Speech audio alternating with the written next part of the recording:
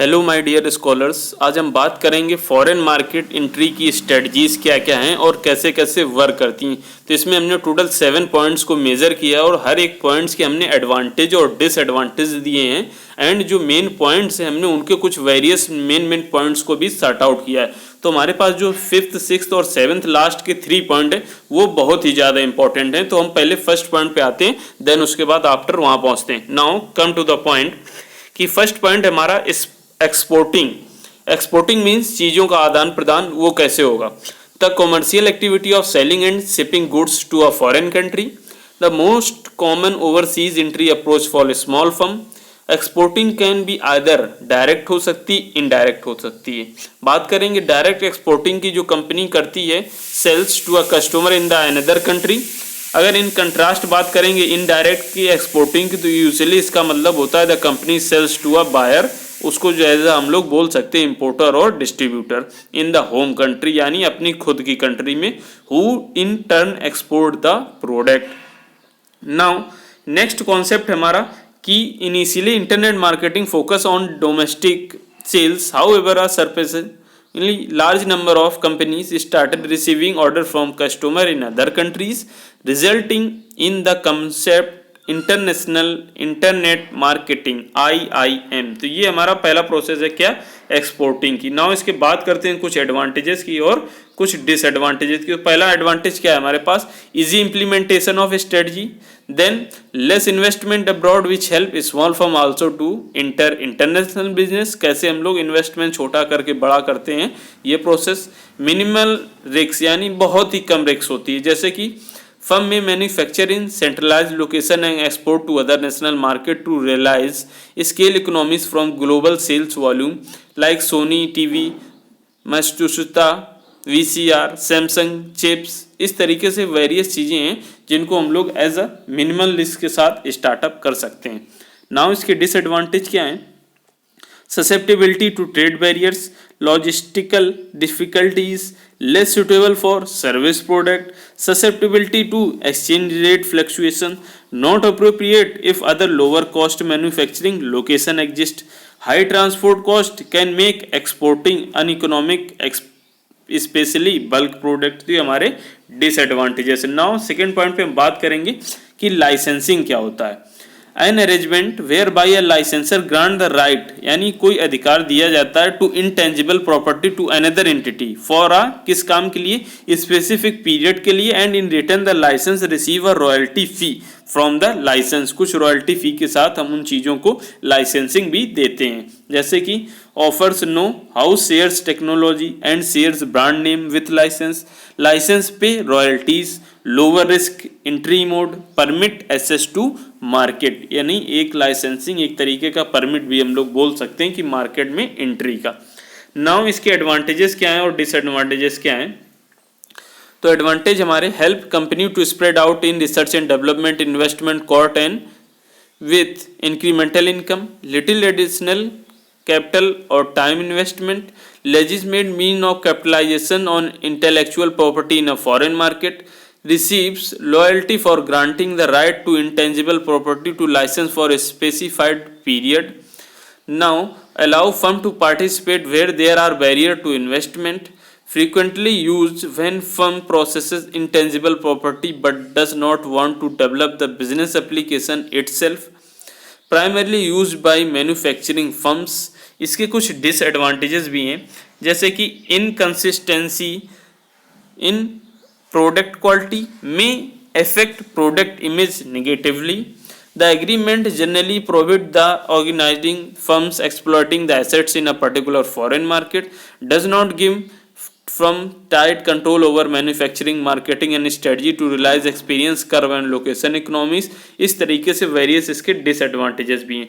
Now बात करेंगे franchising की। इसके फ्रेंचाइजिंग क्या होता है, franchising is a specialist form है किसी लाइसेंसिंग का in which the franchiser not only sells intangible property to the franchisee but also क्या करता है, the franchisee agree to abide by strict rules as how it does business, longer term commitments, यानी किन चीज़ों को follow करते हुए on the basis of licensing के थ्रू हम अपनी प्रॉपर्टी को, इंटेंजिबल प्रॉपर्टी को कैसे एलिजिबल बनाएंगे और कौन कौन से रूल फॉलो करेंगे।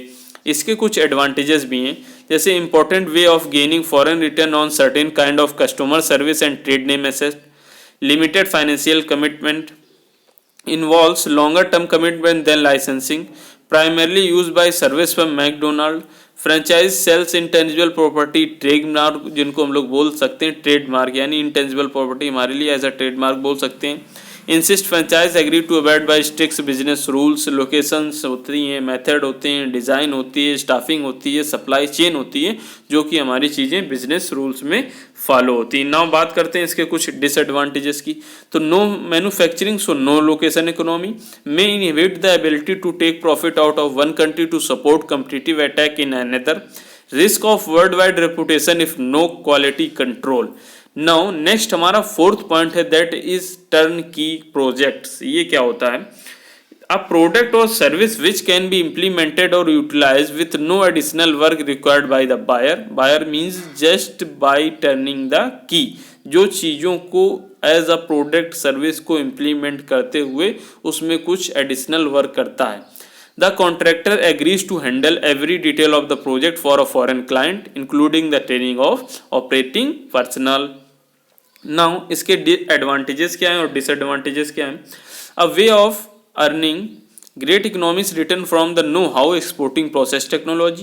This strategy is useful where FDI is limited, यानी फूड डेवलपमेंट ऑफ कॉरपोरेशन जो हमारा है उसको हम लोग किस तरीके से डेवलपमेंट करेंगे हमारी FDI में होस्ट गवर्नमेंट रेगुलेशंस के हिसाब से।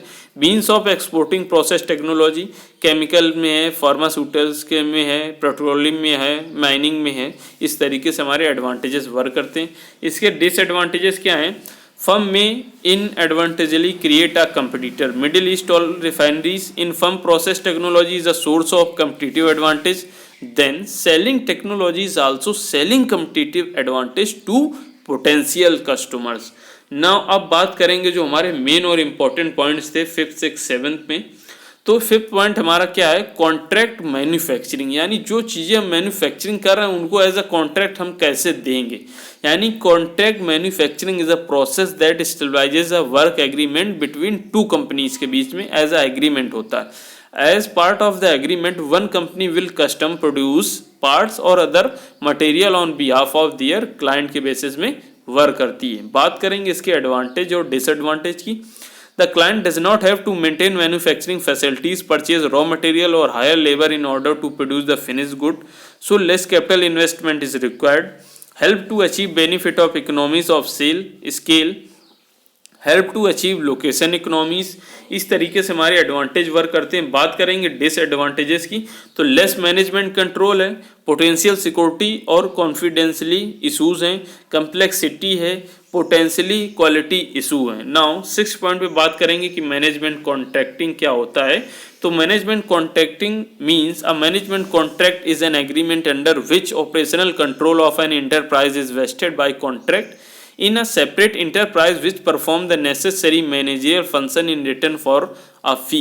Management contract involve not just selling a method of doing things but involve actually doing them.